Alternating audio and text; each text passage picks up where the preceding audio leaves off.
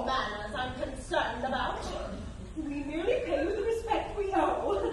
But, Mother, why this hurry? Must you go? Oh, I must! This house appalls me! No one in it will pay attention for a single minute. Children, I take my leave much vexed in spirit. I offer good advice, but you won't hear it. You all break in and chatter on and on. It's like a madhouse with you forgot. If you think... Girl, you talk too much. And I'm afraid you're far too saucy for a lady's maid. You push it everywhere to have your say. But, boy, you grow more foolish every day. To think my grandson should be such a dunce. I've said it 100 times if I've said it once. If you keep on the path which you started, you'll leave your worthy father broken-hearted. And you, his sister, seem so shy, so innocent, so demure. But you know what they say about still waters. I pity parents with secretive daughters. Now, oh, and as for you, child, might I add that your behavior is extremely bad. A poor example for these children, too. Their dear, dead mother did far better than you. You're not so free with money, and I'm distressed to see you so elaborately dressed. When it's one's husband one aims to please, one has no need for costly frippery. Oh, madam, really? And you are her comrade, and I respect and love you. Yet if I were my son, this lady's good and pious spouse, I wouldn't make you welcome in my house. You're full of worldly counsels, which I fear are unsuitable for decent folk to hear. I'm sorry, sir, but it behooves us not to mince words when righteous murmur moves us. your man Tartuffe is full of bullies. And practices precisely what he preaches. He's a fine man and should be listened to. I would not dare have mocked by fools like you. What? Good God! You expect me to submit to the tyranny of that carping hypocrite? Must we forgo all joys and satisfactions because that bigot censors all our actions? To hear him talk, and he talks all the time. There's nothing one can do that's not a crime. He rails at everything, your dear Tartuffe. Oh, whatever he reproves deserves reproof. He's out to save your souls, and all of you must love him as my son would have you do. Ah, no, grandmother. I could never take such a rascal, even for my father's sake. That's how I feel, and I shall not dissemble. His every action makes me seethe and tremble with helpless anger, and I have no doubt that he and I will shortly have it out. Surely it's a shame and a disgrace to see this man usurp the master's place, to see this beggar who, when he first came, had on a shoe or shoestring to his name, so far forget himself that he behaves as if the house were his and we his slaves. Rubbish! His man Laurent's the same or worse. I not as I with a penny purse. I can't say what his servant's morals be. His own great goodness I can guarantee. You all regard him with such distaste and fear because he tells you what you loathe to hear, condemns your sins, points out your moral flaws, and humbly strives to further heaven's cause. If sin is all that bothers him, why isn't he so upset when folks drop in to visit? Is heaven so outraged by a social call that he must prophesy against us all? I'll tell you what I think, if you ask me. He's jealous of my mistress' company. Oh, rubbish! He's not alone in complaining of your promiscuous entertaining. Why, the whole neighborhood would say, I know, by all these carriages that come and go, and crowds of guests parading in and out, and noisy servants. Loitering about. In all of this, I'm sure there's nothing vicious, but why did people at last to be suspicious? They need no cause, they'll talk in any case. Madam, this world would be a joyous place if, clearing what malicious tongues might say, we locked our doors and turned our friends away. And even if one did so dreary a thing, do you think those tongues would cease their chattering? One can't fight slander. It's a losing battle. Let us instead ignore their tittle-tattle. Let's strive to live by conscious, clear creeds, and let the gossip gossip as they please. Those who have the greatest cause for guilt and shame are quickest to besmirch a neighbor's name, and claiming to be pure, austere, and zealous, when, if truth were no, they're merely jealous, and cannot bear to see another know the pleasures time has forced them to forego. Oh, that's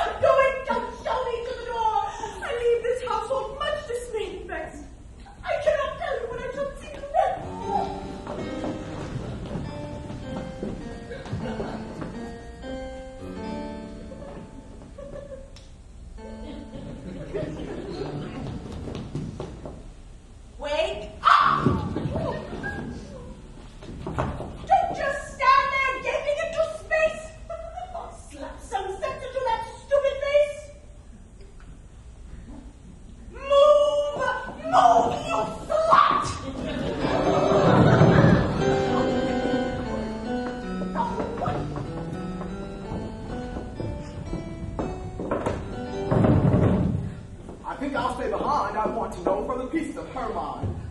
How's that old lady? Oh, what would she say if she could hear you speak of her that way? She'd thank you for the lady, but I'm sure she'd find the old a little premature. My, what a scene she made, and what a din. And how this man Tartuffe has taken her in. Yes, but her son is even worse deceived.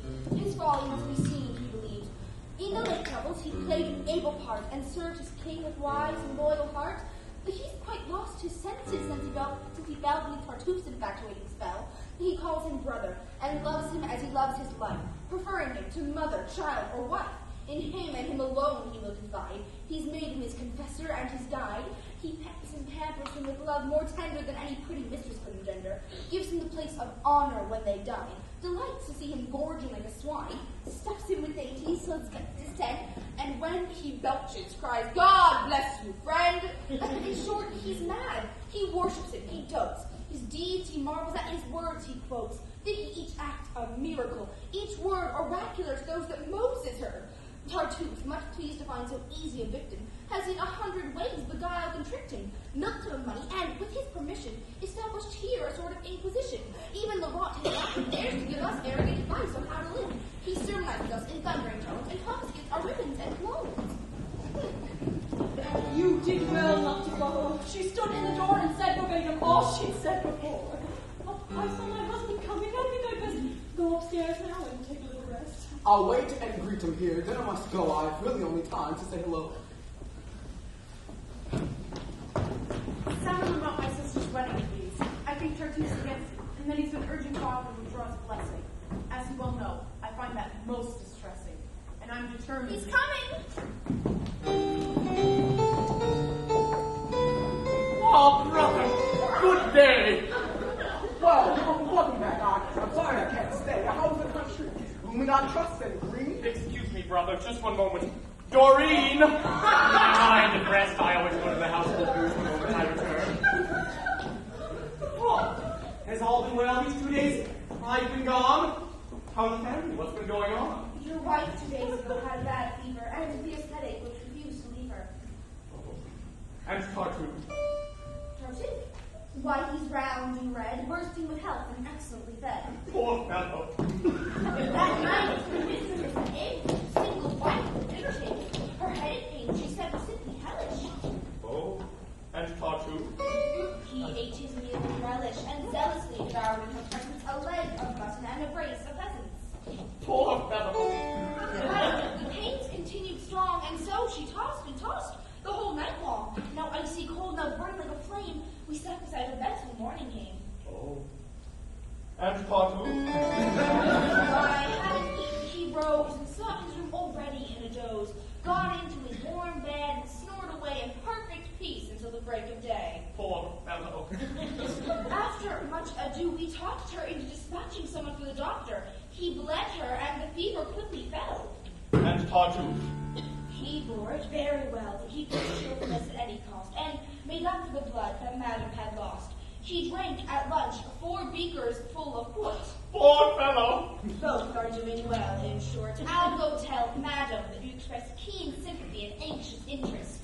That girl was laughing in your face, and though I have no wish to offend you, even so, I'm bound to say she had some excuse.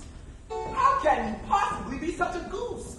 Are you so dazed by this man's hocus pocus that all the world, save him, is out of focus? You've given him clothing, shelter, food, and care. Why must you also give... Brother, stop right there. You do not know the man of whom you speak. I'll grant you that, but my judgment's not so weak that I can't tell by its effect on others. Oh, when you two meet, you'll be like brothers. There's been no loftier soul since time began. He's a man who, an excellent man. His precepts is to be reborn and view this dunghill of the world with scorn. Yes, thanks to him, I'm a changed man indeed. Under his tutelage, my soul's been freed from earthly loves and every human tie. My mother, brother, children, and wife could die, and I not feel a single moment's pain. That's a fine sentiment, brother. Most humane. Oh, had you seen Tartuffe as I first knew? Your heart, like mine, would have surrendered to him. He used to come into our church each day and humbly kneel nearby and start to pray. He'd draw the eyes of everybody there by the deep fervor of his heartfelt prayer. He'd sob and weep, and sometimes, through the sound of rapture, he would bend and kiss the ground, and when I rose to go, he'd run before to offer me holy water at the door. His serving man, no less devout than he, informed me of his master's poverty. I gave him gifts, but in his humbleness, he asked me every time to give him less. Oh, that's too much, he cried. Too much by twice, I don't deserve it. The half would suffice. And when I wouldn't take it back, he'd share half with the poor, right then and there. At length, heaven prompted me to take him in to dwell with us and free our souls from sin. He guides our lives, and to protect my honor, stays by my wife and keeps an eye upon her. He tells me who she sees and all she does, and he seems far more jealous than I ever was. And how austere he is! What he can detect a mortal sin you'dly suspect. In smallest trifles, he is extremely strict. Just last week, his conscience was severely pricked because, while praying, he caught a flea and killed it, so felt too radically. Good God, man! Have you lost your common sense? Or this awesome joke at my expense? How can you sit there and in all sobriety? Brother, your language savors of impiety. Too much free thinking to make your faith unsteady. And as I've warned you many times already, 'twill get you into trouble before you're through. So I've been told before about youths like you. Spare me the warning, brother. I have no fear of speaking out for you and heaven's fear against effective zeal and pious name.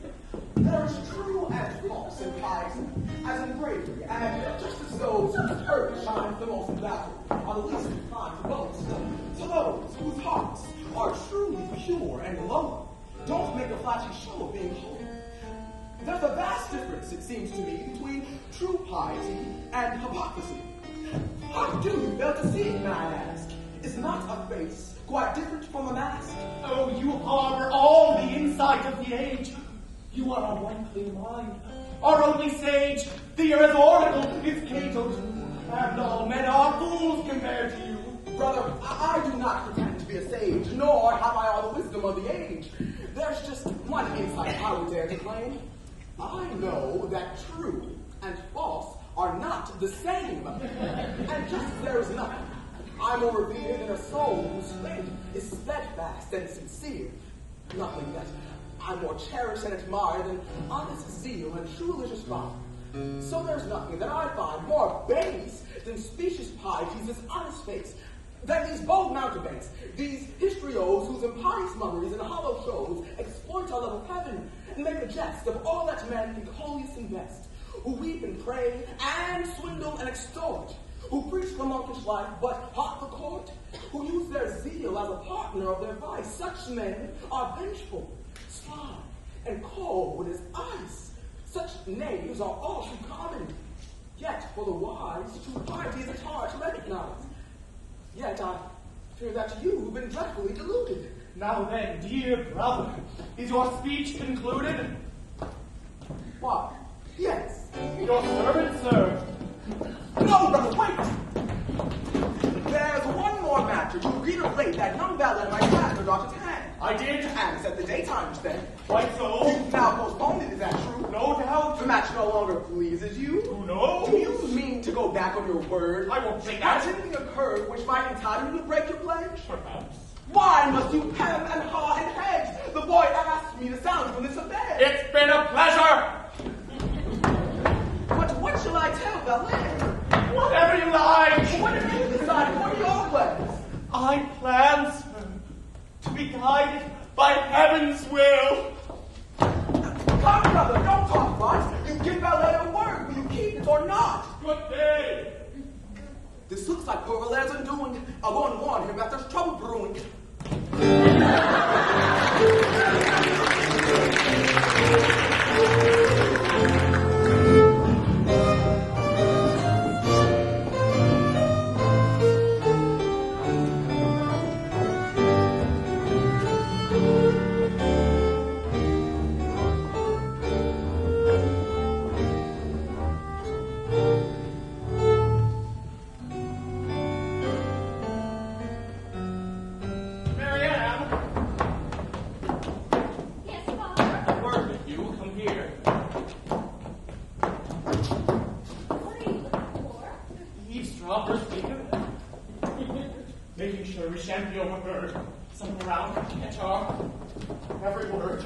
Ah, good. We're safe. Now, Mariane, my child, you're a sweet girl, practical and mild, whom I hold dear and think most highly of. I thank you, Father, for your love. That's well said, and you can repay me if in all things you'll cheerfully obey me. Why, to please you is what delights me best. Good, good. Now, what do you think of Tartuffe, our guest? I, sir. Yes, weigh your answer, think it through. Why, oh, say whatever you wish to. That's wisely said, daughter. Hear him then that he's the very worthiest of men, and that you're fond of him, and would rejoice in being his wife if that should be my choice. Well. What? Well. Forgive me, pray. Did you not hear me? Of whom must I say that I'm fond of and would rejoice in being his wife, should that be your choice? Why of Tartuffe? But, Father, that's false, you know. Why would you have me say it isn't so? Because I am resolved it shall be true, that it's my wish should be enough for you. You had me, Father. Yes, Tartuffe shall be allied by marriage to this family, and he's to be your husband, is that clear? It's a father's privilege. What are you doing in here? Is curiosity so fierce a passion with you that you must eavesdrop in this fashion? There's lately been a rumor going about, based on some hunch or chance remark, no doubt, that you mean Mariane to wed Tartuffe.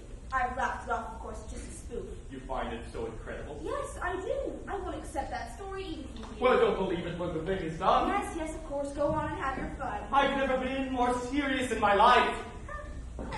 Daughter, I mean it. You won't be his wife. No, won't believe your father. It's all a hoax. See here, young woman. Come, sir, no more jokes. You can't fool us. How dare you talk that way? All right, then. We believe you, sad to say. But how a man like you, who looks so wise and wears a mustache of such splendid size... Silence, please. My girl, you take too many liberties. I'm master here, as you must not forget. Dude, let's discuss this calmly. Don't be upset. You can't be serious, sir, about this plan. What should that figure on Mariane? Why should a man of property like you become a beggar son-in-law? That will do. Speak of his poverty with reverence. His is a pure and saintly indigence which far transcends all worldly pride and wealth. He lost his fortune, as he says himself, because he cared for heaven alone, and so was careless of his interests here below. I mean, to get him out of his present straits, and help him recover his estates, which in his part of the world have no small fame. For though he is, he's a gentleman just the same. Yes, so he tells us. But, sir, it seems to me such pride was very ill with piety. But this approach, I see, has drawn a blank. Let's speak then of his person, not his rank. Doesn't it seem to you a trifle grim to give a girl like her to a man like him? When two are so ill-suited, can't you see what the sad consequence is bound to be? A young girl's virtue is imperiled, sir, when such a marriage is imposed upon her. It isn't to one's taste. It's hardly an inducement to be chaste. It's hard to be a faithful wife, in short, to certain husbands of a certain sort. And he who gives his daughter to a man she hates must answer for her sins at heaven's gates. Think, sir, before you place a riskier role. This servant girl presumes to save my soul. Human to well conquered, I say. Daughter, will disregard this thunderhead. Just trust your father's judgment. I'm aware that I once promised you to young Valère, but now I hear he gambles, which greatly shocks me. Once more, I have doubts about his orthodoxy. His visits to church, I note, are very few. Would you have him go at the same hours as you and kneel nearby to be sure of being seen? I can dispense of such remarks, Dorine. Tartuffe, however, is sure of heaven's blessing, and that's the only treasure worth possessing. This match will bring you joys beyond all measure. Your cup will overflow with every pleasure. You two will interchange loves like two sweet chirrups or two turtle doves. No harsh word shall be heard, no frown be seen, and he shall make you happy as a queen. And she'll make him a couple, just wait and see. What language? No, he's a man of destiny. Why can't you learn that certain things are none of your concerns? It's for your own sake that I interfered. Most kind of you. Now hold your tongue, you hear? I didn't love you. Spare me your affection. I love you, sir, in spite of your objection. Blast! I can't say for your honor's sake. Let me make this ludicrous mistake. You mean to go on talking? If I didn't protest the sinful marriage, my conscience couldn't rest. yes. If you don't hold your tongue, you little shrew. Lost your temper? A pious man like you. Yes, you dog and dog. I'm maddened by it. Once and for all, I'll tell you to be quiet. Well, I'll be quiet. But I'll be thinking hard. I put you in better guard that saucy tongue of yours for out. Now, child, I weigh this matter fully. You try so well that I can't speak. Tartuffe is no young dandy, but still this person. He's as sweet as candy. He's such that even if you shouldn't care for his other merits. Well, they'll make a lovely pair. If I were she, no man would marry me against my inclination and go scot-free. He'd learn before the wedding day was over how readily a wife can find a lover. It seems you treat my orders as a joke. Why? What's the matter? 'Twas not to you I spoke. What were you doing? Talking to myself, that's all. One more bit of impudence and gall, and I shall give her a good slap in the face. Now, daughter, you shall accept, and with good grace, the husband I've selected. Your wedding day. Why don't you talk to yourself? I have nothing to say. Come, just one word. And no thank you, sir, I pass. Come, speak, I'm waiting. I'd not be such an ass. In short, dear daughter, I mean to be obeyed, and you must bow for the sound choice I've made. I'd not with such a monster even in jest. Daughter, that lady of yours is a thorough ass. She makes me sickly annoyed and can't speak further my nerves are too unsettled. She's so upset me by her insolent talk. I think I'll calm myself by going for a walk.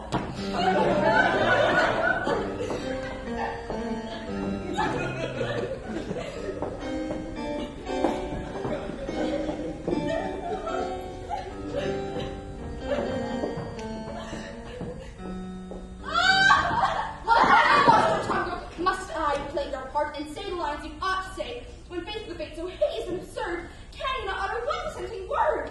What would it do with father's power and threat? Resist him now, or it'll be too late. Tell him that one cannot love at a father's whim. That you shall marry for yourself, not him. That since it is you who are to be the bride, it's you, not he, who must be satisfied. And that if his Tartuffe is so sublime, he's free to marry him at any time. I vowed so long to father's strict control. I couldn't hope him now to save my soul. Come, Mariane, do listen to reason, won't you? Valère has asked for your hand. Do you love him or don't you? Oh, Dorine, it is most unfair. You know the depth of my affection for him. I told you 100 times how I adore him. I don't believe in everything I hear. Who knows if your professions were sincere? They were, Dorine, if you do me wrong to doubt it. Heaven knows I've been all too frank about it. You love him, then? More than I can express. And he, I take it, cares for you no less. I think so. And both of you with equal fire burn to be married. That is our one desire. What of Tartuffe? What of your father's plan? I'll kill myself if I'm forced to wed that man! I hadn't thought of that recourse. How splendid! Just die and all your troubles will be ended. A fine solution. Oh, it maddens me to hear you talk in that so pitying key. Oh, Dorine, how harsh you are. You have no sympathy for my despair. I'm none of all the people who talk drivel and face with difficulties, whine and snivel. I'm timid, but it would be wrong. True love requires a heart that's firm and strong. I'm strong in my affection for Valère.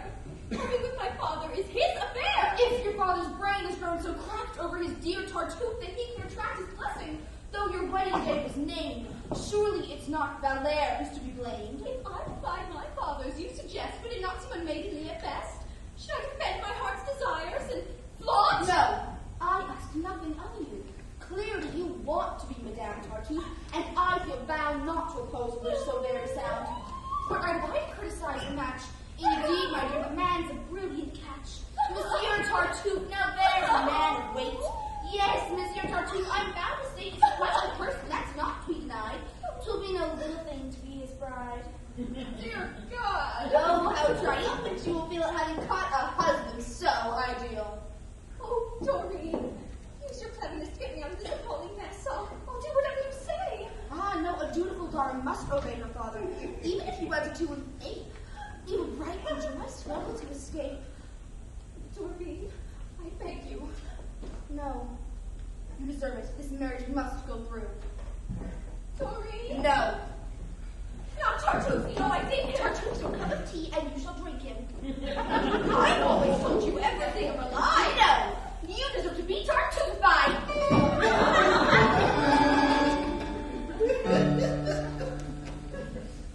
Well, since you mock me and refuse to care, I'll henceforth seek my solace in despair.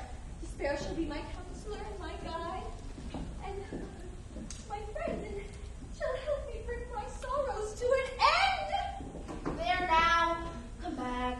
My anger has subsided. You notice your soul pretty decided. If Father makes me undergo this dreadful martyrdom, I'll die, I know. Oh, don't fret. It won't be difficult to discover some plan of action.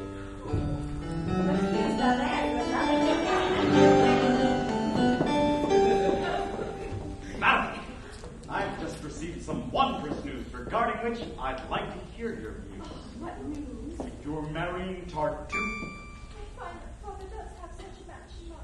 Your father, madam. Has just this moment said that it is Tartuffe he wishes me to wed. Can he be serious? Oh, indeed he can. He's clearly set his heart upon the plan. And what position do you propose to take, madam? I don't know. For heaven's sake, you don't know? No. Well, Oh, advise me to. marry the man. That's my advice. That's your advice? Yes. Truly? Oh, absolutely. You couldn't choose more wisely, more astutely.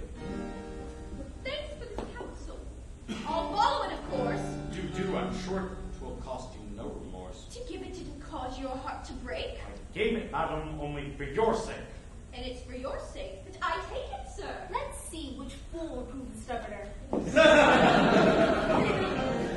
So, I am nothing to you then, and it was flat deception when you... Oh, please, enough of that. You stated plainly that I should agree to wed the man my father's chosen for me. And since you've deigned to counsel me so wisely, I promise, sir, to do exactly as you advise me. Oh, no, it was not by me that you were swayed. No, your decision was already made. Though now to save appearances, you protest that you're betraying me at my behest. Alas, you're free to think so if you choose. I choose to think so. Here's a bit of news. You may have spurned my hand, but I know where to turn for kinder treatment, as you shall quickly learn. I'm sure you too. Your noble qualities inspire affection. Forget my qualities, please. They don't inspire you overmuch, I find. But there's another lady I have in mind. One whose sweet and generous nature will not scorn to compensate me for the loss I've borne. Well, that's a fine, high-minded sentiment. One to which any sane man would assent. Would you rather I pined away in hopeless passion till my dying day? Am I to yield you to my rival's arms and not console myself with other charms? Go then, console yourself, don't hesitate. I wish you to. Indeed, I cannot wait. You wish me to. Yes. That's the final straw. Farewell, madam. Your wish shall be my law. Farewell. This freak, remember, is of your making. It's you who's driven me to the step I'm taking. Of course. Remember, too, that I merely follow your example. I see that clearly. Enough! I'm on my way, then. Good. You shall never see my face again. Excellent.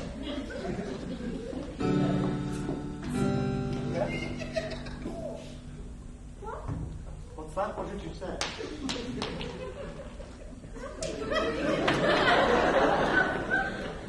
I'm on my way, then.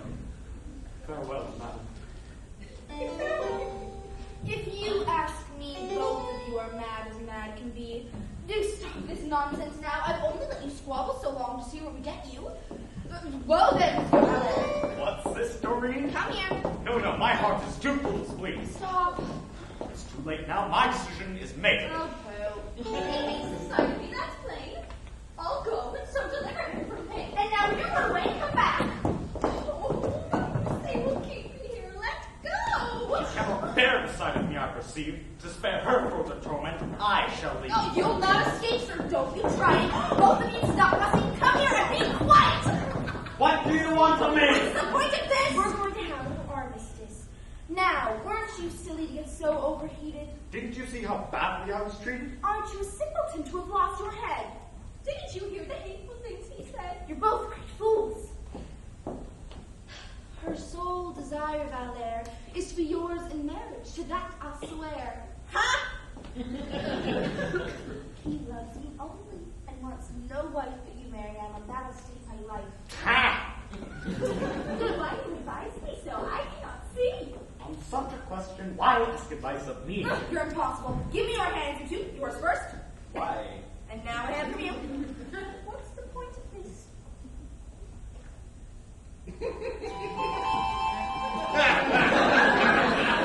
Perfect fate. You suit each other very well, isn't it? Come now, don't be so haughty. Give a man a look of kindness, won't you, Mariane? I tell you, lovers are completely mad. Admit that you were very bad to hurt me as you did just now. I have a just complaint. You must allow. You must allow that you are being most Let's unfair. table that discussion for the present. Your father, madam, has a plan that must be stopped. Advise us then. What means must we adopt? We'll adopt all matter of means all at once. Your father's addled. He's acting like a dunce. For now, let's separate. Should they find us talking here, a plot might be divined. Go to your friends, sir, and tell them what's occurred, and have them urge your father to keep his word. Meanwhile, we'll stir her comrade into action, and get Elmire as well to join our faction. Goodbye. Though each of us shall do his best, it is on your true heart which our hopes shall rest. Regardless what father may decide, none but Valère shall bring me as his wife. Oh, how those words content me. Come what will. Lovers. Their tongues are never still. One more word. No time to chat. You leave by this door, and you leave by that.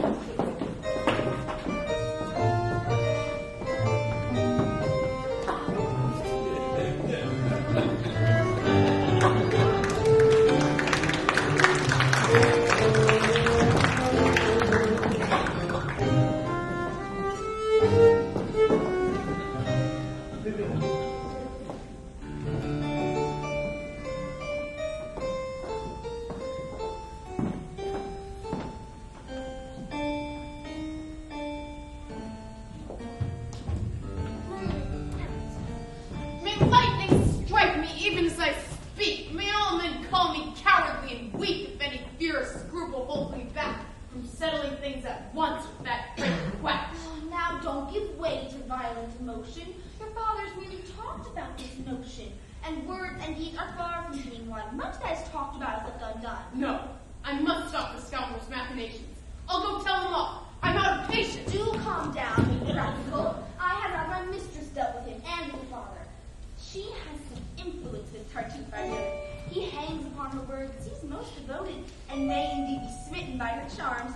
Pray heaven it's true, 'twould do our cause no harm. She sent for him just now to sound out on this affair you're so incensed about. She'll find out where he stands and tell him to what dreadful strife and trouble ensue if he lends countenance to your father's plan. I couldn't get in to see him, but his man said that he's almost finished with his prayers. Go now, I'll catch him when he comes downstairs. I want to hear this conference, and I will. No, they must be alone. Oh, I'll keep still. You? I know the temper. You start, brawl, and shout, and stand there and spoil it all. Come on. I won't. I have a perfect right. Lord, you're a nuisance. Come and get out of sight.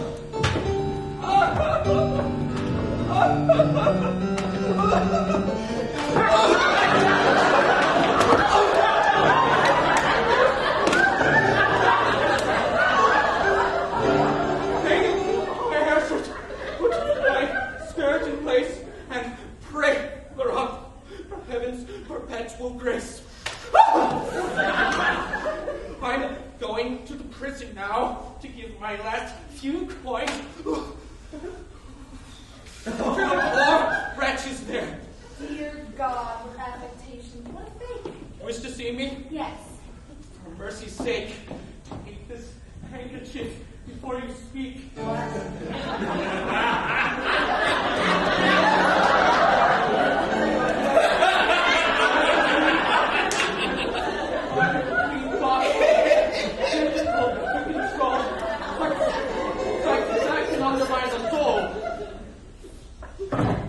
Your soul, it seems, has very poor defenses, and flesh makes quite an impact on your senses. It's strange that you're so easily excited. My own desires not so soon ignited. And if I saw you naked as a beast, not all your hide would tempt me in the least. Girl, speak more modestly. Unless you do, I shall be forced to take my leave of you. Oh no, it's I who must be on my way. I've just one little message to convey. Madam is coming down and begs you, sir, to wait and have a word or two with her. Gladly. That had a softening effect. I think my guess about him was correct. Will she be long? No, that's her step right here. Here she is, and I will here. May heaven, whose infinite glory we adore, serve your God and hold evermore. Bless your days and answer thus with thee.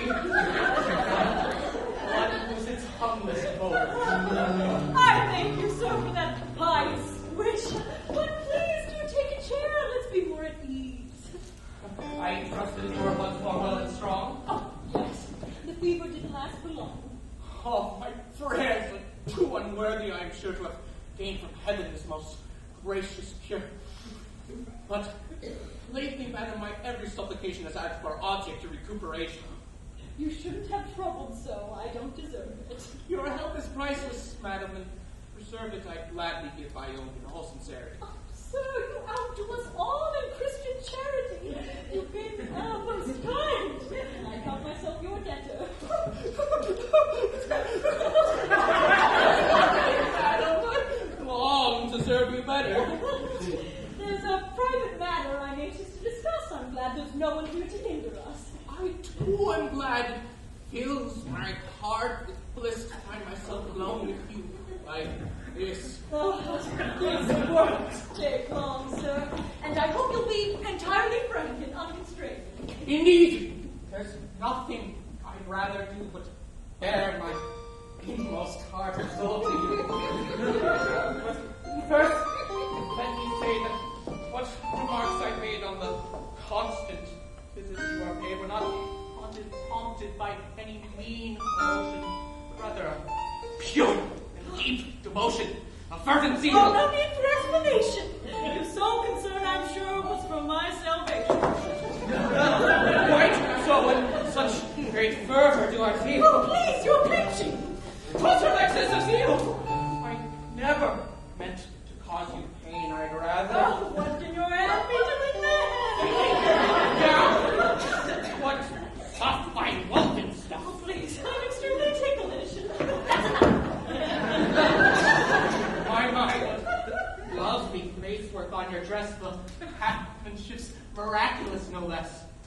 I hadn't seen anything to equal it. Yes, quite. But let's talk business for a bit. They say my husband means to break his word and give his daughter to you, sir. Had you heard? He did once mention it, but I confess, I dream of quite a different happiness. It's elsewhere, madam. My eyes discern promise that bliss for which I yearn. I see.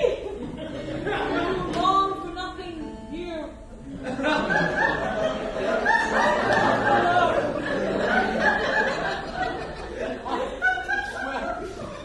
My heart's not made of stone.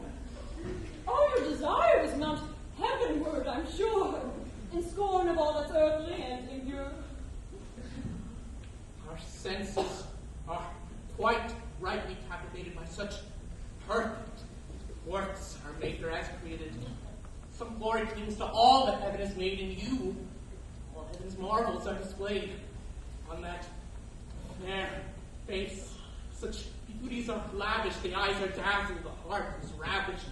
How could I look on you, oh perfect creature, and not adore the author of all nature?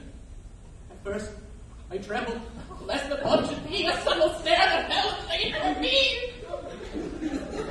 I vowed to be the sight of you, eschewing a rapture that would prove my soul's undoing.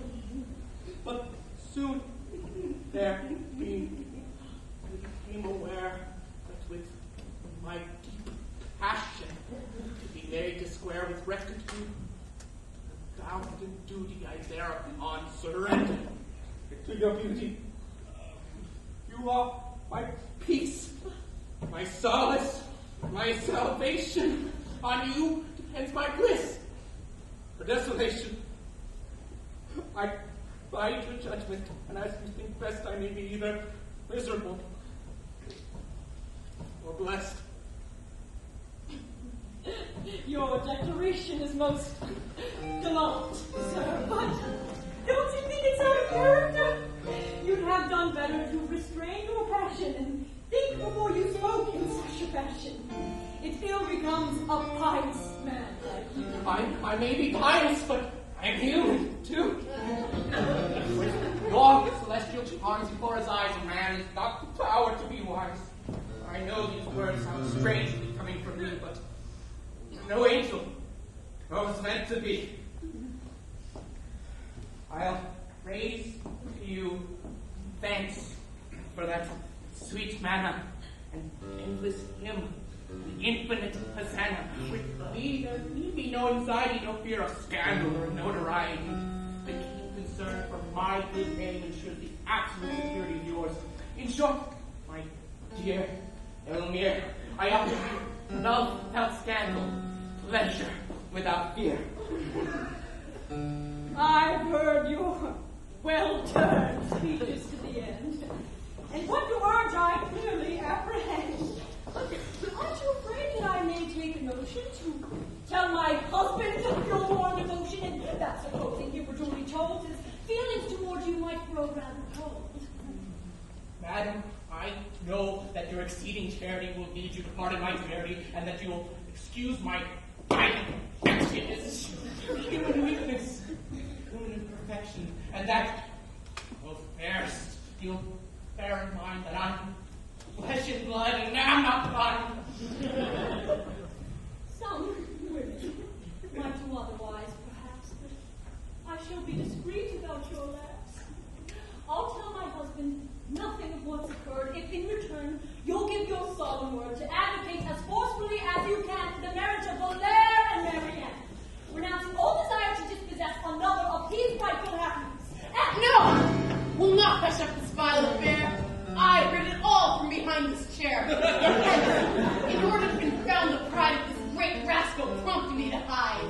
Now I have my long-awaited chance to punish his deceit and arrogance, and give my father clear and shocking proof of the black character of his dear Tartuffe. Oh, no, to me, I'll be content if he will study to deserve my leniency.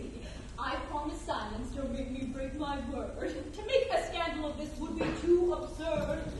Good wives laugh off such trifles and forget them. Why should we tell our husbands and upset them? You have your reasons for taking such a course, and I have reasons too of equal force. To spare him now would be insanely wrong. I've swallowed my just wrath for far too long and watched this insolent bigot bring in strife and bitterness into our family life. It's high time my father was undeceived, and now I prove that can't be disbelieved. Proof that was furnished me by heaven above. It's too good not to take advantage of. This is my chance, and I deserve to lose it. If for one moment I hesitated to use it. To me, no. I must do what I think right. Madam, my heart is bursting with delight, and say whatever you will. I'll not consent to use a sweet revenge on which I'm vexed. I'll settle matters without more ado. And here, most opportunely, is my cue. Father, I'm glad you've joined us. Let us advise you of some fresh news which doubtless will surprise you. You've just now been repaid with interest for all your loving kindness to our guest. He's proved his warm and grateful feelings towards you. It's with a pair of horns he would reward you. Yes, I surprised him with your wife, and heard his full adulterous offer. Every word. She, with her all too gentle disposition, would not have told you of his proposition. But I shall not make terms of praise and luxury, and feel that not to tell you would be treachery. And I hold that one's husband's peace of mind should not be spoiled by tattle of this kind. One's honor does not require it. To be proficient in keeping men at bay is quite sufficient. These are my sentiments, and I wish to me that you had heeded me and held your peace.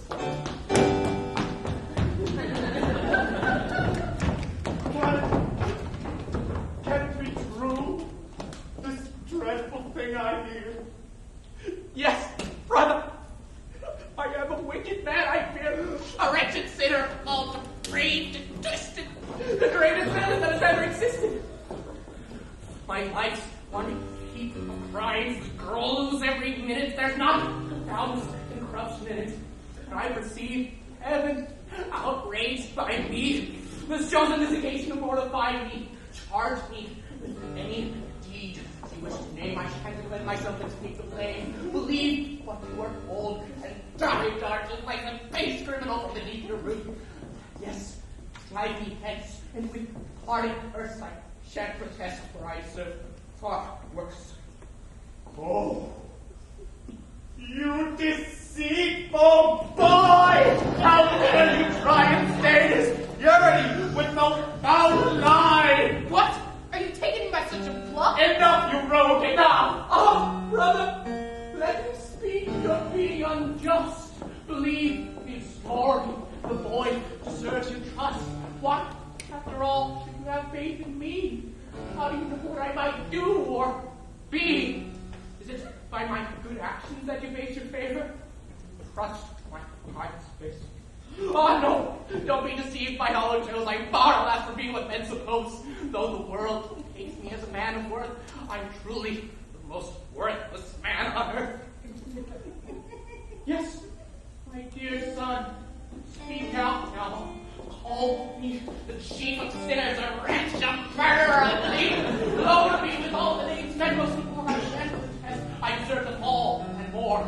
I'll kneel here now to throw them on my head as a just punishment for the life I've led. This is too much, dear brother. Have you no heart? Are you so hoodwinked by this rascal's art? Be still, you monster!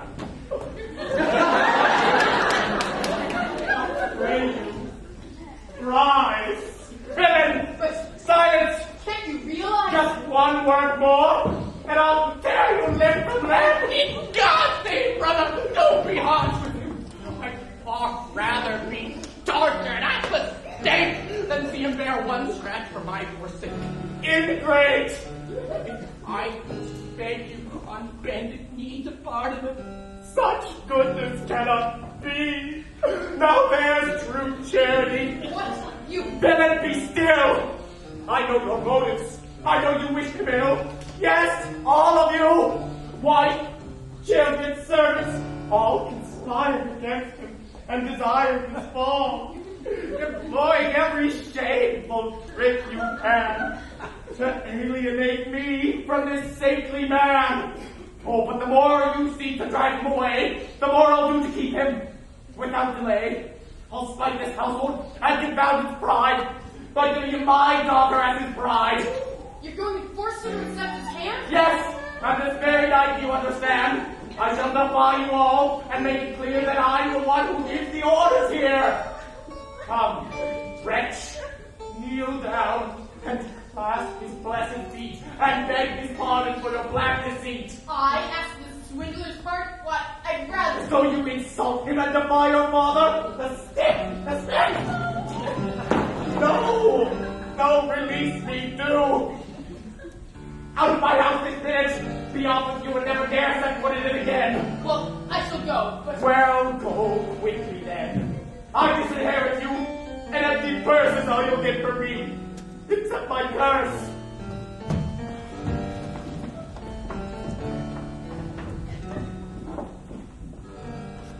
How you blasphemed your goodness. What a son. Forgive him, Lord, as I have already done. You can't know how it hurts when someone tries to blacken me in my dear brother's eyes. Oh, the mere thought of such ingratitude plunges my soul into so dark a mood. Such horrors crimson my eye. I can't remember. I can't think. feel myself in death. Oh, you blackguard! Why did I spare you? Why did I not break you into little pieces on the spot? Compose yourself. Don't be hurt, dear friend. These dreadful quarrels got to end. I've much upset your household, and I perceive the best thing would be for me to leave. What are you saying? They're all against me here. They have you think me false and insincere. What of it have I ceased believing in you? Their first talk will certainly continue, and charges which you now repudiate you may find credible at a later date. No, brother, never. A wife can sway a husband's mind in many a subtle way. No. To leave at once is a solution. Thus only can I end their persecution. No, I'll not have it. You shall remain. Will mean much more than pain. But if you wish it. Oh, enough. So be it. But there's one thing we must settle as I see it.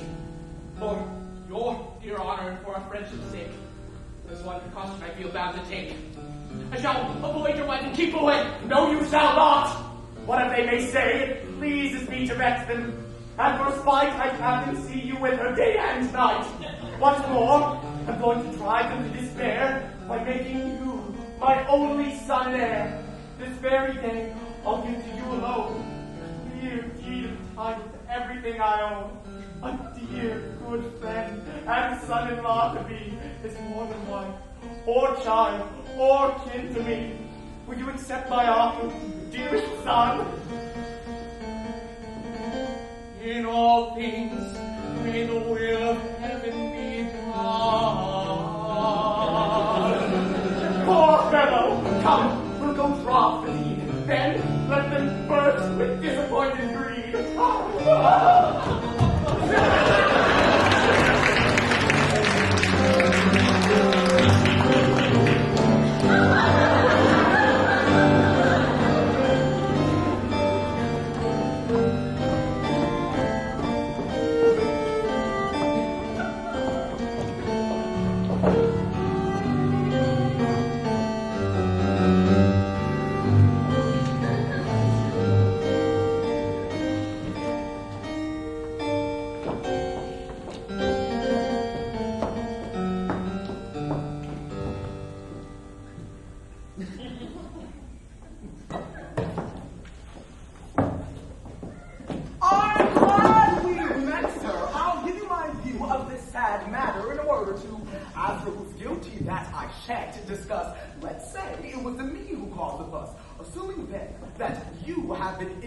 By young Damis and groundlessly accused, ought not a Christian to forgive?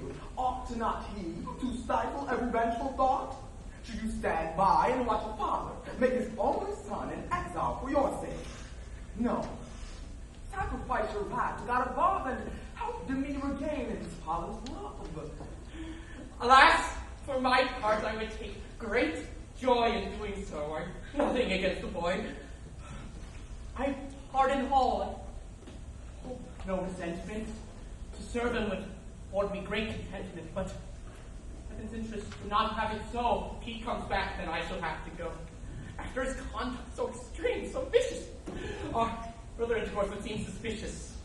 God knows what would people think. Why, they describe my goodness to him as a sort of bribe. That out of guilt I made pretense loving kindness and benevolence.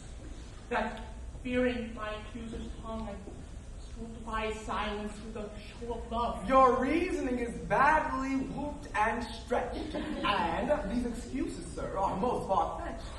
Why put yourself in charge of heaven's cause? Does heaven need our help to enforce its laws? Leave vengeance to the Lord, sir. While we live, our duty is not to punish, but forgive. As I said before, I'm forgiven to me and thus obeyed the laws of heaven, but I'm not commanded by the Bible to live with one who smears my name with lies. Were you commanded, sir, to indulge the whim of a poor or God, and to encourage him in suddenly transferring to your name a large estate to which you have no claim? It would not occur to those who knew me best that I acted out of self-interest. Treasures of the world I quite despise. Specious glitter does not charm my eyes, and if I resign myself to taking the gift that my dear brother insists, partaking, I do so as he will understands, lest that it shall descend into wicked and lest that it shall descend in time to one whose purpose is sin and crime, and not decided to make use of it for heaven's glory, mankind's benefit. Does Toulouse teach that lawful heirs may freely be deprived of what is theirs? Sir, if you wish to prove the honesty of your intentions... Sir, it is 3:30, and I have certain pious duties to attend to, and hope that my prompts will parchment argument.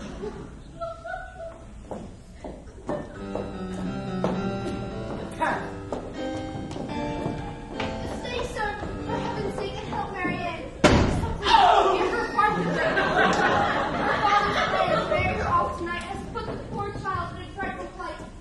Keep him coming. Let's stand together now and see if we can change his mind somehow about this match. Oh, Lord. Glad to find you all assembled here.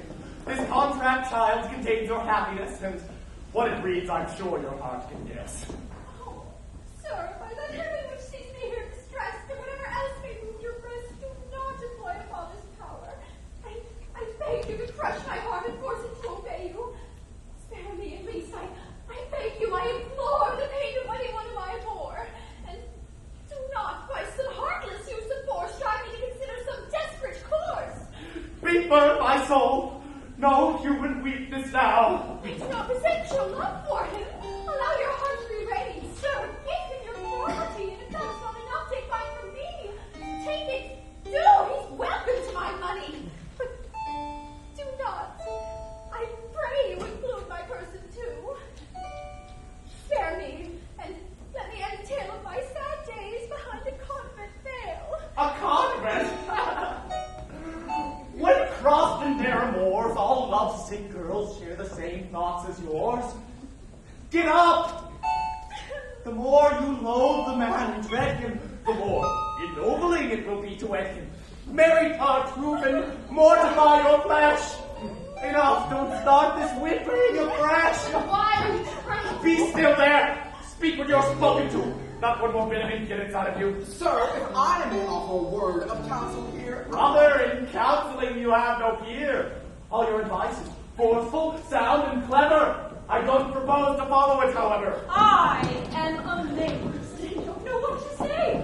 Your blindness simply takes my breath away. You are indeed bewitched to take no warning from our account of what occurred this morning. I know a few plain facts, and one is that you're partial to my rascal son. Hence, when he sought to make Tartuffe the victim of a base lie, you dared not contradict him? Oh, but you underplayed your part, my pet. You should have seemed more angry, more upset. Oh, when men make overtures, must we reply with righteous anger and a battle cry? Must we turn back their endless advances with sharp reproaches and with fiery glances? I found them polite and cool enough to discourage the lover quite enough. I know the facts, and I shall not be shaken. I marvel at your power to be mistaken.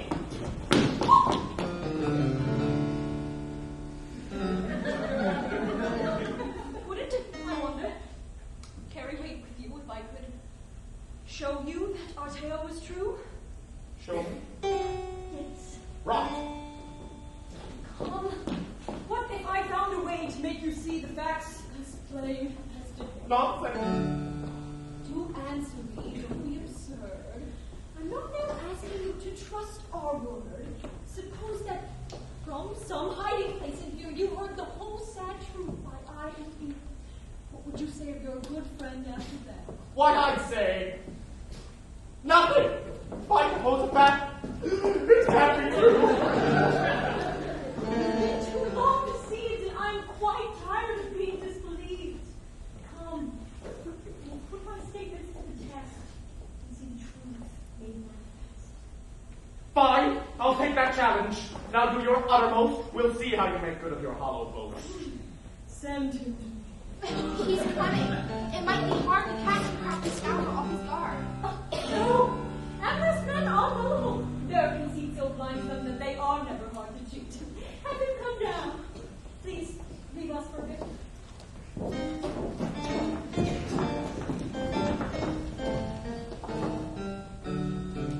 Pull up this table and get under it. What? It's essential that you be well fitted. Why fair? Heavens, just do as you are bidden. I have my plan. We'll soon see how they fare. Onto the table now, and once you're there, take care that you are neither seen nor heard. Well, since I gave my word to see through this infantile charade.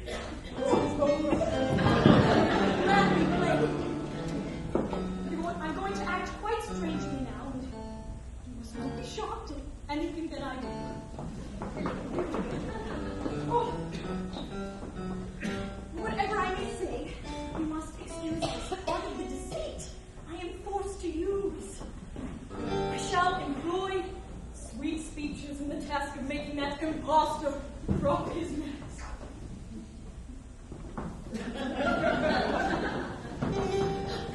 I'll give encouragement to his bold desires and furnish fuel to his amorous fires. And since it is for your sake and for his destruction that I shall seem to yield to his seduction, I'll gladly stop whenever you decide that all your doubts are fully satisfied. I'll count on you as soon as you have seen what sort of a man he is to intervene and not expose me to his odious lust one moment longer than you feel you must. Remember, you're to save me from my plight whenever.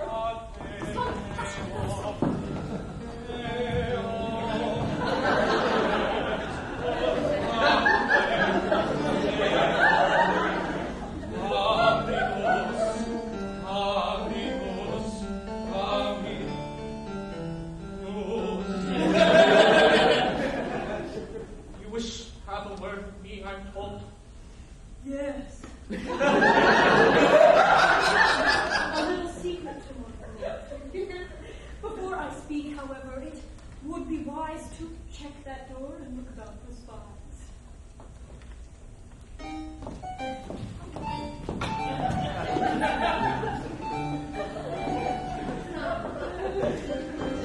The very last thing that must happen now is a repetition of this morning's rabble.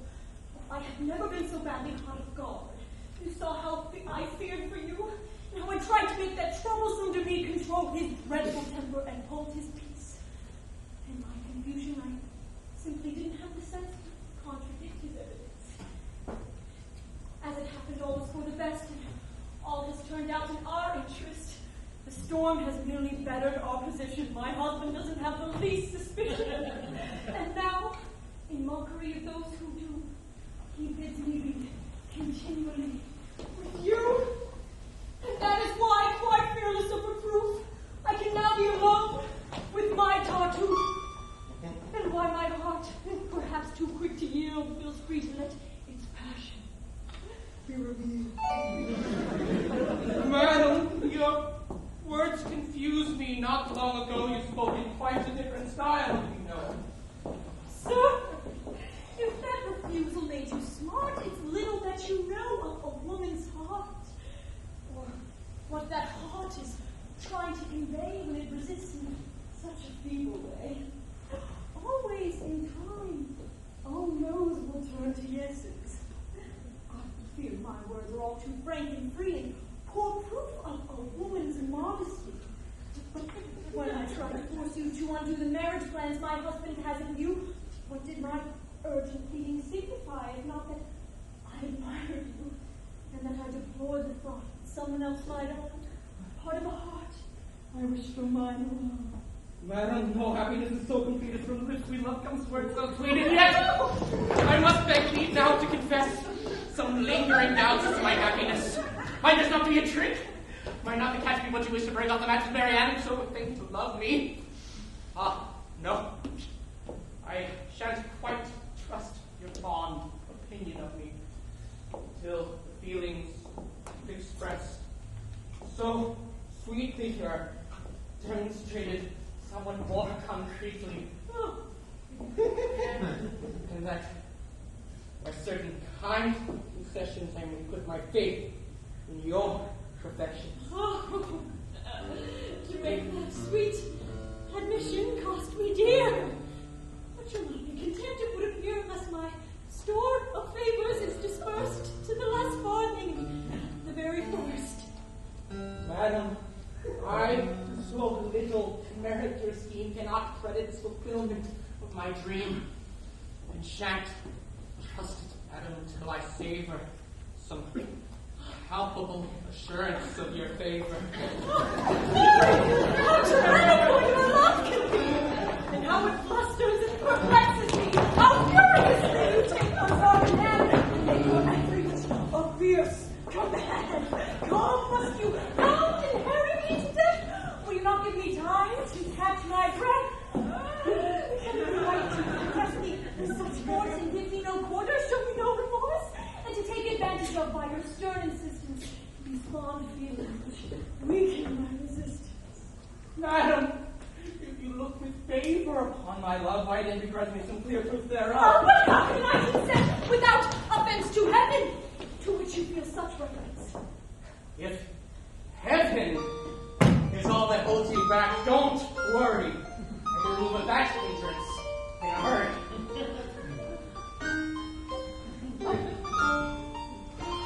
Nothing of that sort need of some power. Of heaven's wrath? Madam, forget such fears. Be my pupil, and I shall teach you how to conquer scruple. Some joys is true is wrong in heaven's eyes, but heaven's not adverse to compromise. There is a science lately formulated whereby one's conscience may be liberated and any wrongful act you care to mention may be redeemed by purity of intention. I shall teach you the secrets of this science. Meanwhile, place on me your full reliance. Assuage my keen desires and feel no dread the sin of any shall be unhide.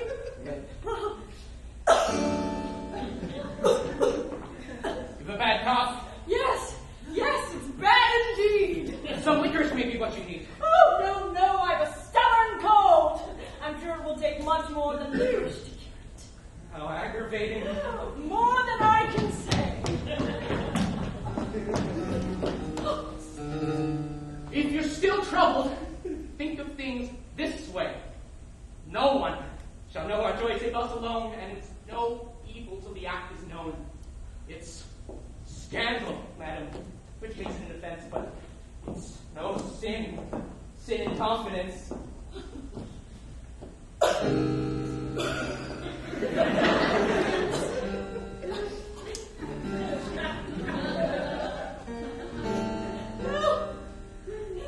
Clearly, I must do as you require, and yield to your importunate desire.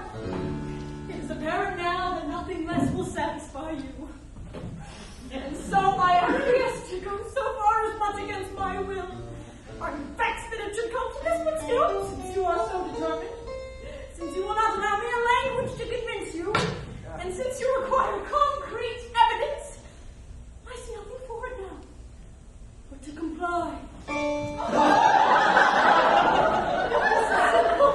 If I am not to do it, so much the worse for him who drove me to it. The fault surely cannot be charged to me. Madam, the fault is mine, the fault there be. Why worry about the man? Each day he grows more cold, for one could leave by the nose. See his spirit fill with delight, and if you saw the words be down his sight. Oh, nevertheless, do step out for a minute into the hall. See that no one's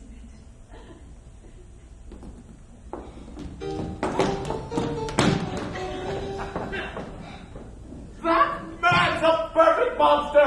I must admit, I'm simply stunned. I can't get over it. Oh, what's coming out so soon? How premature!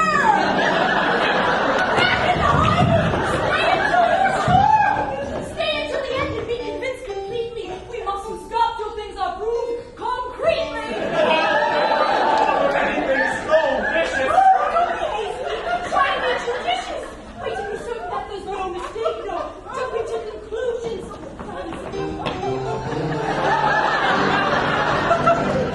Madam, everything has worked out to perfection. I've given the neighboring rooms a full inspection. And now, I may at last... Hold on, my passionate fellow. Not know that. I should demand more restraint. Well, so you thought you told me, my dear saint, how soon you wearied of the saintly life, wedding my daughter and coveting my wife. Oh, but I've long suspected you, and as reason I catch you at your double dealing. Just now, You've given me evidence galore. It's quite enough. I have no wish for more. I'm sorry to have treated you so slyly, but circumstances forced me to be wily. Brother, you cannot think. No more talk from you. Just leave this household without more ado.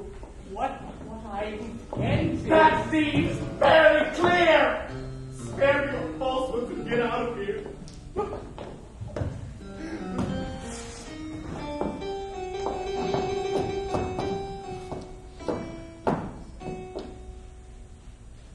No!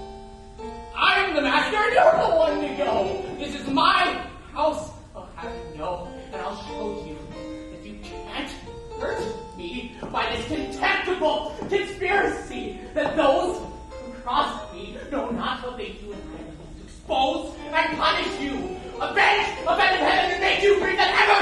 You ordered me to leave. What was the point of all that angry chat? Dear God, this is no laughing matter. How so? I fear I understood his drift, and I'm much disturbed about that deed gift. Oh, you gave him. Yes, it's all been drawn inside. But one thing more is weighing on my mind. What's that? I'll tell you.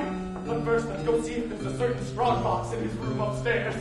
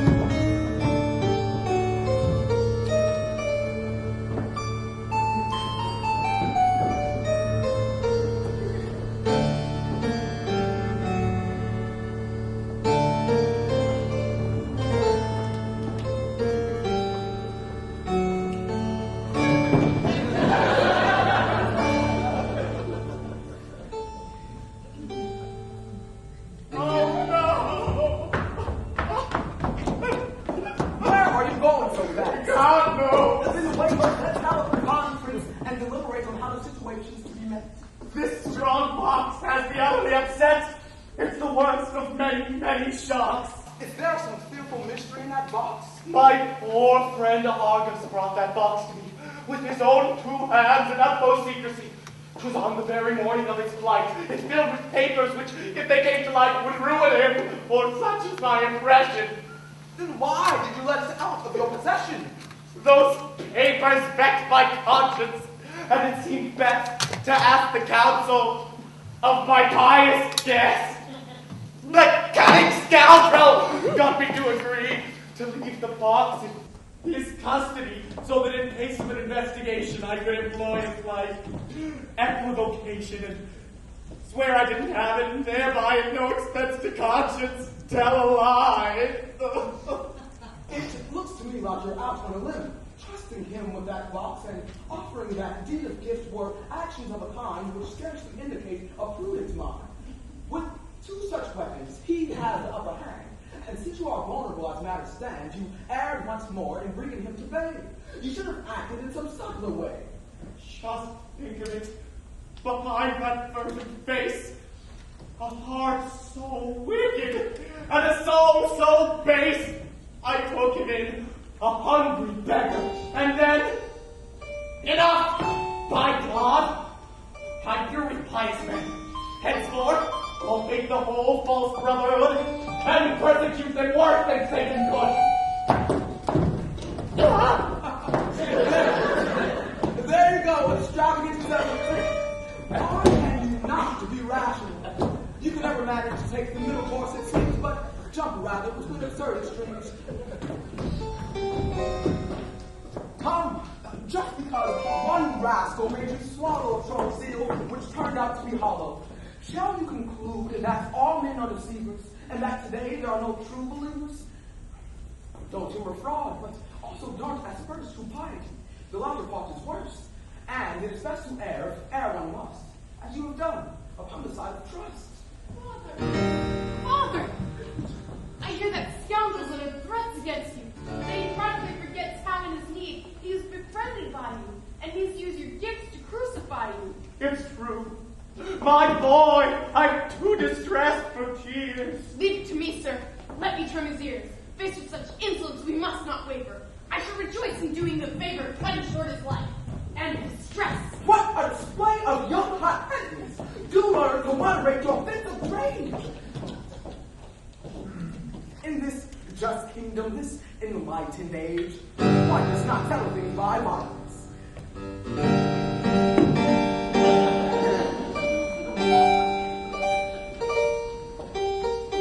I hear strange tales of very strange events. Yes, strange events which these two eyes beheld. The man's ingratitude is unparalleled. I say, a wretched pauper from starvation. House him and treat him like a blood relation. And meanwhile, the unconscionable knave tries to induce my wife to misbehave. And, not content with such extreme rascality, now threatens me with my own liberality and aims by taking base advantage of the gifts I gave him out of Christian love to drive me from my house, a ruined man, and make me end a pauper as he began. Poor fellow. No, my son. I'll never bring myself to think him guilty of such a thing. How's that? The righteous always were maligned. Speak clearly, mother. Say what's on your mind. I mean, I can smell a rat, my dear. You know how everybody hates him here. That has no bearing on the least at all. I told you 100 times when you were small that virtue in this world is hated ever. Malicious men may die, but malice never. No doubt that's true, but how does it apply? They turned you against him by clever lies. I told you I was there and saw it done. Ah, slander, stop it, nothing done. Mother, I'll lose my temper. For the last time, I tell you, I was witness to the crime. The tongues of spite are busy night and noon, and to their venom no man is immune. You're talking nonsense. Can't you realize I saw it? Saw it with my eyes. Do you understand me? But I shouted into your ears before you'll cease to doubt it. Appearances can deceive, my son. Hear me, we cannot always judge by what we see. Perhaps.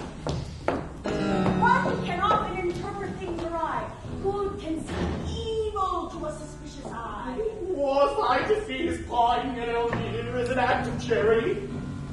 Till his guilt is clear, a man deserves the benefit of the doubt. You should wait to see how things turned out. Great God in heaven, what more proof did I need? Was I to sit there, watching until he'd... You drive me to the brink of impropriety. No, my son. A man of such surpassing piety could never do such a thing. You can't shake me. I won't believe it, and you won't make me. You vex me so that if you weren't my mother, I'd say to you some dreadful thing or other. Your turn now, sir, not to be listened to. You not trust us, and now she won't trust you. We're wasting time which should be spent in facing up to our predicament. I fear that scoundrel's threats were not made in sport. Do you think he'd have the nerve to go to court? I'm sure he won't.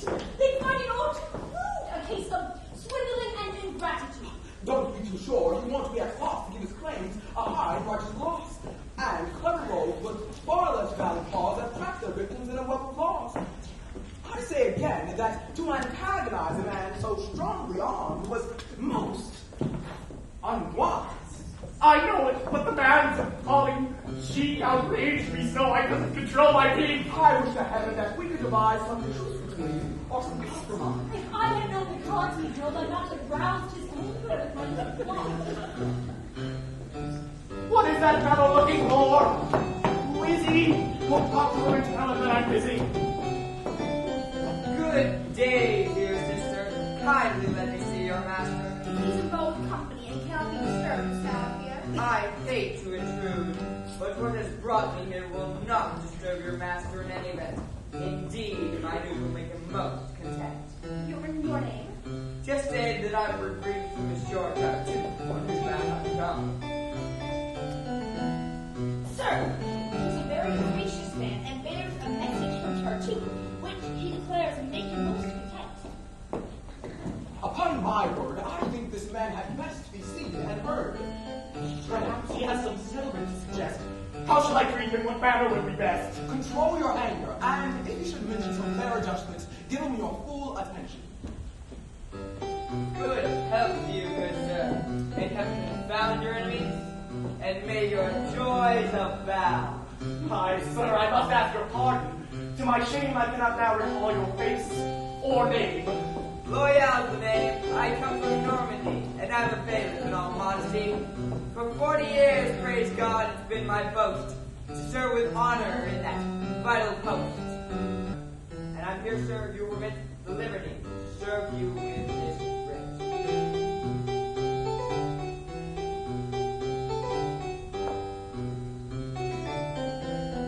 What? Now, please, sir, let us have no friction. It's nothing but an order of eviction. You are to move your goods and family out and make way for new occupants without deferment or delay. And give the keys. I leave this house? Why, yes, sir, if you please. This house, sir, from the cellar to the roof, belongs now to the good Monsieur Tartuffe. And he is the lord and master of your estate by virtue of a deed of present date, drawn in due full, clearest legal phrasing. Your insolence is utterly amazing. Young man, my business here is not with you, but with your wise and tempered father who, like every worthy citizen, stands in awe of justice and would never obstruct the law. But not for a million, sir, will you rebel against authority. I know that well. You'll not make trouble or interfere with executing my duties here. Someone may execute a smart tattoo on that black jacket of yours before you're through.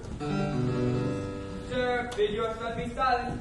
I much regret having commenced such a nasty threat of violence in writing my report. This man Loyal is the most disloyal sort. I love all men of upright character, and when I agreed to serve these papers, it was your feelings I had in mind. I couldn't bear to see the case assigned to someone else who might esteem you less and so subject you to unpleasantness. what's more unpleasant than asking a man to leave his own house and home? You like a short reprieve? Very well. If you desire, sir, I shall not press you, but wait until tomorrow to dispossess you. Splendid. I'll come and spend the night here then, most wisely with half a score of men. For form's sake, you may give me, just before you go to bed, the keys to the front door. My men, I promise, will be on their best behavior and will not disturb your rest. But bright and early, sir, you must be quick and move out all your furniture, every stick. The men I've chosen are both young and strong, and with their help it shouldn't take you long. In short, I'll make things pleasant and convenient. And since I'm being so extremely lenient, please show me, sir, a like consideration and give me your entire cooperation. I may be all but bankrupt, but I vow I'd give 100 louis here and now, just for the pleasure of landing one good clout right on the end of this complacent snout. Careful, don't make things worse. My boots so itches to give that beggar a good kick in the bridge. Monsieur Loyal, I'd love to hear the whack of the stout stick across the fine broad back. Careful! A woman too may go to jail if she uses threatening language to a bailiff. Enough, sir. This must not go on. Go get that paper, please, and then be gone. Well, au revoir. God give you all good cheer. May God confound you, and him who sent you here. Now, mother, do you see? Was I right or not? This writ should change your notion of Tartuffe a bit. Do you perceive his villainy at last? I'm thunderstruck. I'm utterly aghast. Oh, come be fair. You mustn't take offense at this new proof of his benevolence. He kindly has arranged your liberation from all that might endanger your salvation. Will you ever hold your tongue, you dunce? Come, you must take some action, and at once. Go and tell the world of the low trick he's tried. The deed of gift is surely nullified by such bad behavior, and public rage will not permit the wretch to Sir,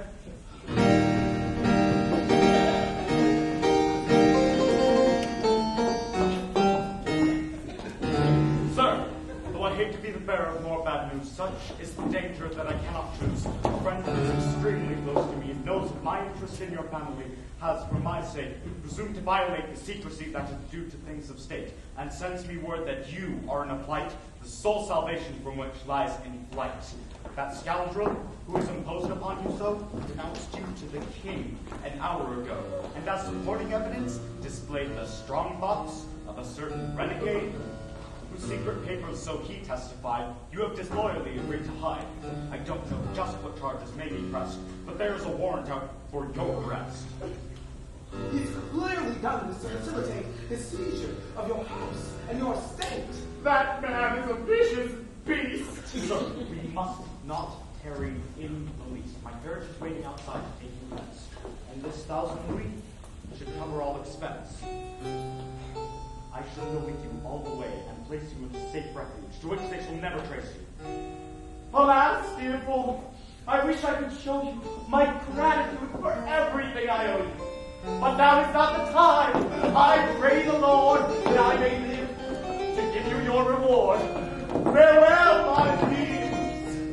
Be careful.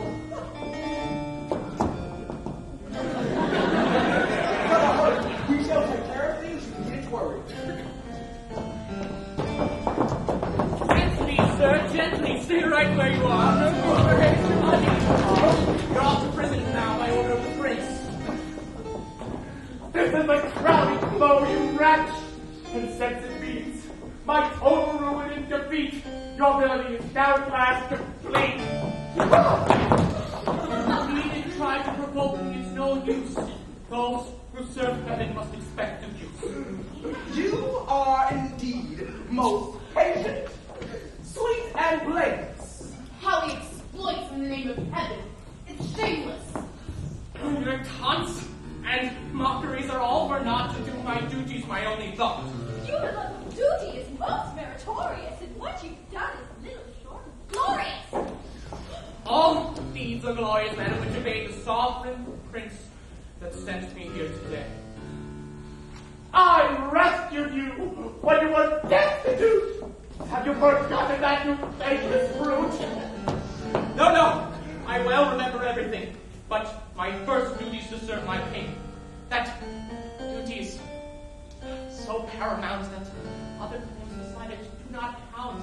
And for it, I'd sacrifice my wife, my friends, my family, or my own life. Oh, hypocrite! Only most severe he uses to cloak his plot and camouflage his cruises.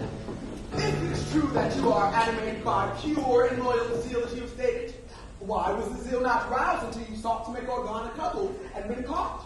Why weren't you moved to give evidence until your outraged host had driven you hence? I shan't say that the gift of all his treasure ought to have damped your zeal in any measure, but if he is a traitor as you declare, how could you condescend to be his heir? Sir, spare me all this clamor. It's growing shrill. Let me carry out my orders, if you will. You are off to prison. Was there other boarders in the king? Was the king's prison, according to his orders? To prison?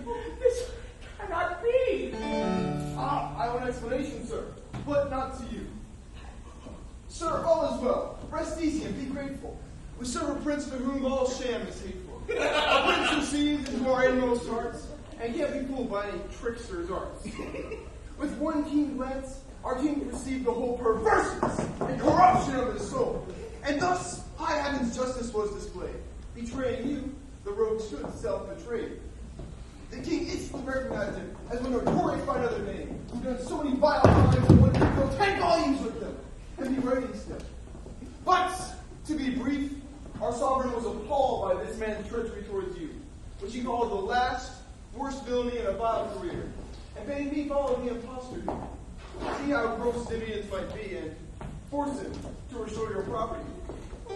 Your papers, by the king's command, I hereby seize and give into your hand. The king, by royal order, invalidates the deed which gave this rascal your estates, and pardons, furthermore, your grave offense in harboring exile's documents.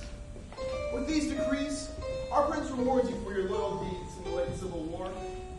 and shows how heartfelt is his satisfaction in recompensing every worthy action. How much he prizes his merit, and how he makes more of men's virtues than of their mistakes. Let's go!